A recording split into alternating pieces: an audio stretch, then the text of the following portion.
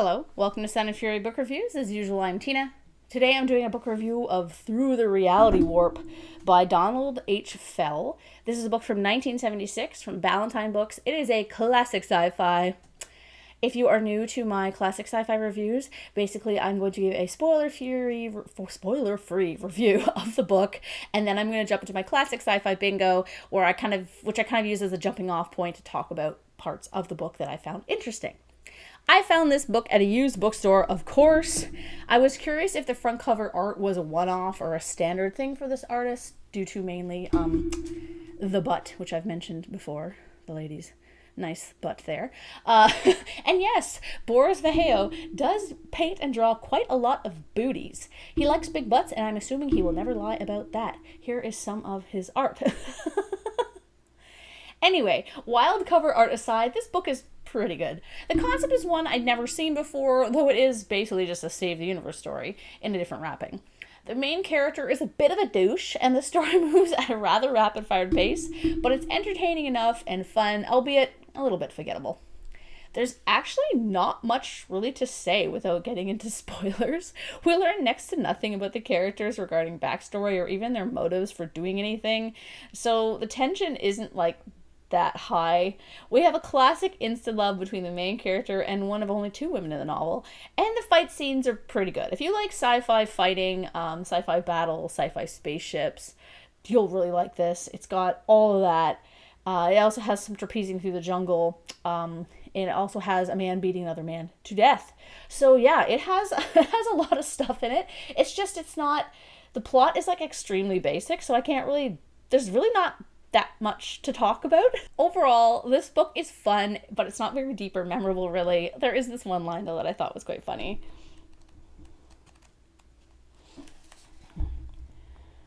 Bullshit. Also, batshit and iguana crap. Any 3-year-old's cumber snatcher's seen a better story at least 50 times on the Saturday afternoon kitty keeper. What is this language? It's supposed to be in the future, and it reads like it's from the 40s. Anyway, I'm going to move into my classic sci-fi bingo. Jumping right in, outdated science. I mean, some of the ideas about science and space are pretty outdated. Not terribly, though. I was surprised. I thought it was going to be, even more inaccurate. The thing is, it's so vague and described in such a way that is so, just vague, that I can't really point any critique at it because it's just so generic. The idea, though, so the main idea of this book, I didn't really want to spoil it in the review, is that there is another dimension. Okay, let's see if I can do this. So, black holes are created when another dimension is opening a portal or a passage or something, a siphon, I guess, into our universe in order to steal our energy. That's all we get. We don't get any other explanation as to how this works. We don't get, there's a machine that does it, and the machine is just some posts in with a bowl. What is this? It doesn't make any sense. I can't say that that's outdated science, though, because it doesn't exist, so it's not like they're, I don't know, it's just so ridiculous. Anyway, I thought that was kind of funny, so I'm not going to give a check mark for outdated science, just because it is so generic. Spaceship crashes, blows up. Yeah, this happens actually quite a bit, and in fact, the main character ship crashes at one point into the jungle, and yeah. Social changes? Nope. There is nothing I can see that's even close to the 90s, let alone today, in terms of social changes. Sexy female scientist? No. There is a sexy reporter and a sexy lieutenant, but they're not scientists. Women in STEM? Ha, we don't need those. We don't know women in STEM. Come on. Aliens, yes, there are space slugs at one point, little cute ones. There's also this thing. Broxonian eel bird. Santa held up the pale blue roast bird, famous for its delicious and slightly hallucinogenic flesh. I want some Broxonian eel bird. That sounds fantastic. Also, every other human in the book, aside from the sexy scientist and a general that talks to Billiard, are all aliens, technically, because they're from another dimension. Wait, does that make them aliens? I don't know. Anyway, whatever. Alien human romance, nope, none of that. There's no generation ship. Space soldiers, yes, Billiard and Garth are space soldiers. In fact, I think every single person in this book is a space soldier except for the reporter. AI and robots, nope, none of that. New worlds, yes, there are several. None of them are super interesting, but there are 4 or 5 worlds they go to. One of them is like all kind of gray ash and like stone, which is actually kind of cool, but the description is kind of boring. Cyberpunk, nope. Sexism, oh yeah. First of all, there are 2 women in the entire novel. One leaves after the first 10 pages and is never seen again. There aren't any women in the background staff of anything. Yeah, there's literally 2 women. To get deeper into it, the first woman is introduced as Natasha's voice literally dripped sex appeal.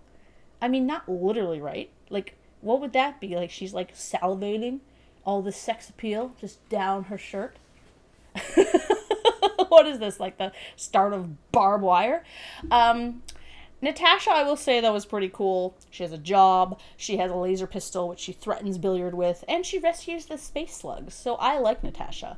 I also think, despite the fact Billiard having the hots for her, that she would reject him, mainly because there's a part I'm going to talk about more in detail later, but he punches her in the face. Yeah, okay. Then we have Sanda Garth. Sanda is the main love interest of this book. That's the entire kind of her whole thing. There are scenes of her, piloting the ship, but really it's more her just told in passing. We don't actually get to see her really do anything. She gets a wonderfully sexist introduction. I'm going to read it because it's wild. At first, Billiard thought of Lieutenant Garth as just another of those frustrated females found in the military services everywhere, both in this universe and in his own, who couldn't make it in normal society, who for whatever reason could not find the security she needed there. She had let the military provide the security her psyche demanded, he thought, and at the same time she managed all the sex she needed from others in the service. I can't with this. I can't believe this. It's so bad. I was reading this at college. I went away with my sisters to college for the weekend. And so I was reading this, waiting for them to, get ready and stuff. And then my sister came down and I was like, listen to this. And we just, howled. We're like, how in the world?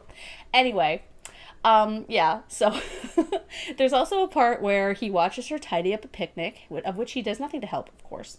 And he says to her the romantic line of, "You'd make someone quite a wife." Yep, that's what women are good for, being wives. I'm going to talk about the punching a woman in the face part later, just to hold you in suspense for a while. There's no Forerunner technology, there's no gay people at all. Portals and black holes, yes, as I said, the main gist of this novel is that another dimension has found a way to bore into our dimension and steal our energy. I forgot to mention that the premise of the book is that Billiard has to travel through the hole and destroy the machine that's doing the stealing, and due to time dilation, it is a one-way trip. Yeah, okay, you don't care. Microfiche, nope.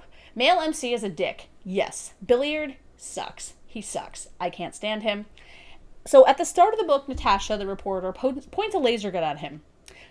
Instead of trying to talk her down or try to reason with her, she's only doing it, it's not like she's like, I'm going to shoot you. She's just like, I don't want to get into a life-threatening situation. Can you drop me off somewhere else before you engage in battle? I'm not a soldier.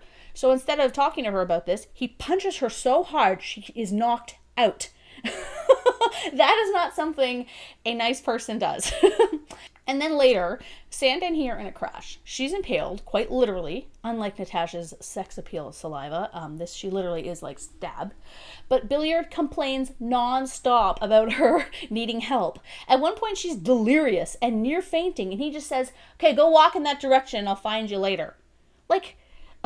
It says that 5 hours later, he finds her, and he's mad at her for only going 3 miles. I'm like, she's literally fainting because she has blood loss and she's in shock, and you're like, get fucking moving. Oh my god, I hate this guy.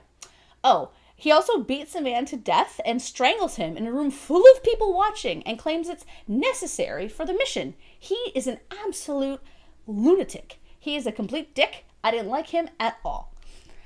Is there any racial equality in this book? Absolutely not. Plasma weapons? Yes, there's tons of plasma weapons. There's lasers mainly, but my favorite are the kill torps, which are just torpedoes. Anyway. Is it post-apocalyptic? No, there's no bounty hunters either. Galactic War, yes. The world Billiard encounters through the black hole is immersed in a civil war against a maniacal leader, at least, presumably. We don't actually see how his rule is impacting anyone. We're just told that he's a leader. He calls himself God, but I don't know why. Anyway, Billiard eventually takes over and he becomes the god of the world. I'm like, wow, that would be a great place to live. Technology today, no, nothing. The Bechtel test, why would you even ask me that? Yeah, so, I mean, as much as I did think this book was fun, I did not like Billiard at all. In fact, thinking about it more, I'm kind of liking it less because he's such a jerk.